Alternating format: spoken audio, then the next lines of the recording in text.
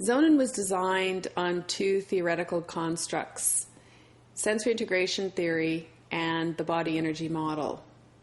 Jean Eyre's sensory integration theory states that we learn by taking information in through our sensory channels, making sense of that information, and producing an output. States that sensation is energy, and when sensory energy comes into the body, it changes the body energy and therefore changes the body and the brain's ability to learn. So there's three ways you can implement the Zonin kit. There's the classroom-based, teacher-led implementation method. You could also segregate small groups. A resource teacher, an OT might take small groups into an area and implement the Zonin program. Or this could be done on a one-to-one basis by resource teacher, classroom teacher, OT, special education assistant. And the kind of basic concepts are the same, regardless of which procedure you choose. So getting started, very simple. Take the DVD out of the kit, stick it in the DVD player. Let the kids watch the film. Watch the kids while they're watching the film. You'll be fascinated. And so after the kids watch the film, the next step is for the teacher and the kids to work together to create a Zonin station.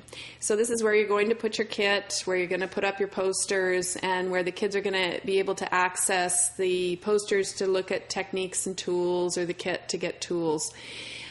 We suggest that the kit live in each classroom for a period of about 2 weeks before you move on. This is when we did product testing in the schools, the teachers told me this is really about as much time as they felt was necessary for the kids to really gain the concepts and be able to apply the techniques.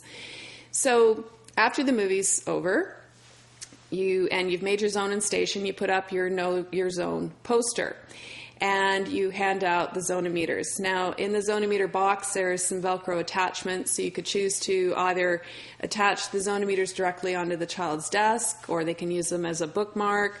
But we'd want them readily available for the kids to refer to enable them to understand more about where their body energy is at any given time. So you now begin the procedure of assisting the children in knowing their zone.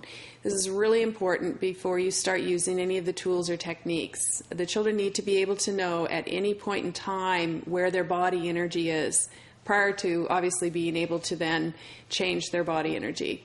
So you assist them in doing this by pointing to all the little characters on the Know Your Zone poster, whom my daughter Katie actually drew. She's 11. And you ask the kids, okay, so what's this child feeling here? What's this child feeling? What's this child feeling? What do you think they're thinking? What might they be experiencing? Where do you think their body energy is? Use the colors, use the numbers, use the names. Every child, I found, responds differently to the different components of the Know Your Zone poster and the Zonimeter. So ensure that children understand where their body energy is, and you can do that by asking children, so check your zone. What zone are you in? Are you zoning? No. Okay, so where are you? You're a 7? Okay, so tell me how you know you're at a 7. And if it seems to be in line with what you're observing, then that child knows their zone and can move on to the next step.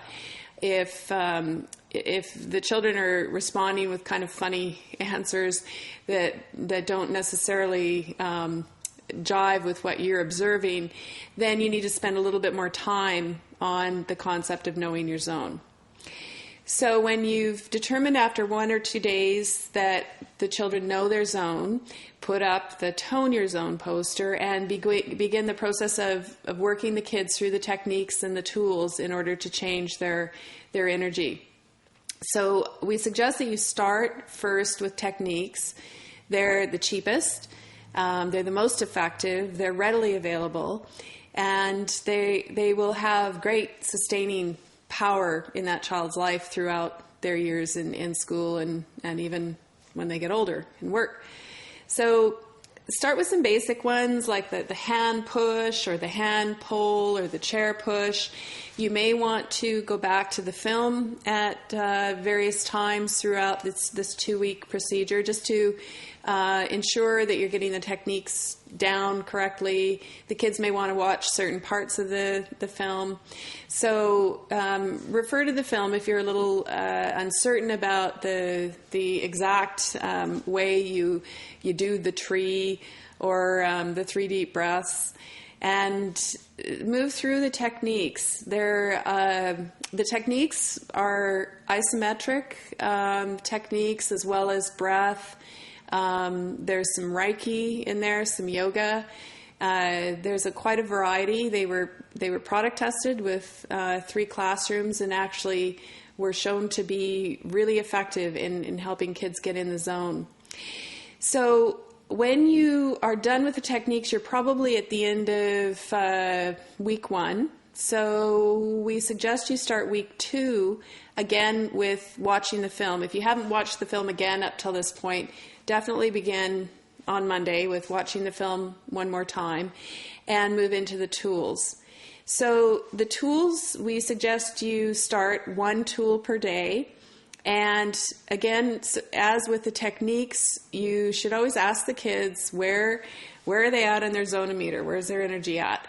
And then you do a technique or give them a tool, and then after about 2 or 3 minutes, you ask them where they are now. So if you start with the squishies, then enable just, there's 10 squishies in there, there's 10 spiny balls. So enable the kids to go up at different times during the day. You might want to segregate your class into 3 different groups and try a squishy for 2 or 3 minutes to see if they can get zoning. And you should always be observing as the children use the different tools who you think might be somebody that gets a tool to keep for the rest of the year. There should be 2 or 3 kids in every classroom that really do need a tool, whether it's a squishy or a chewy or a smelly. There are going to be those kids, and they will be the ones who repeatedly go back to the zone and kit and get that squishy. So when you say to the kids, okay, we're going to do math now, who's zoning? And a couple hands go up and you say, okay, so you've got 2 minutes to get zoning to learn. You can go to the kit, you can go to the posters, but use a tool or technique in order to get zoning to learn. If you see a child repeatedly go for the squishy or repeatedly go and get a chewy, then that child might benefit from the chewy pencil topper, the chewy bracelet, the zone and squishy. You may, if you have a number of children that really are into squishies, you may want to do a flower balloon day where the kids are going to do their own custom flower balloons. There's instructions in the kit for that. So have fun and get zoning.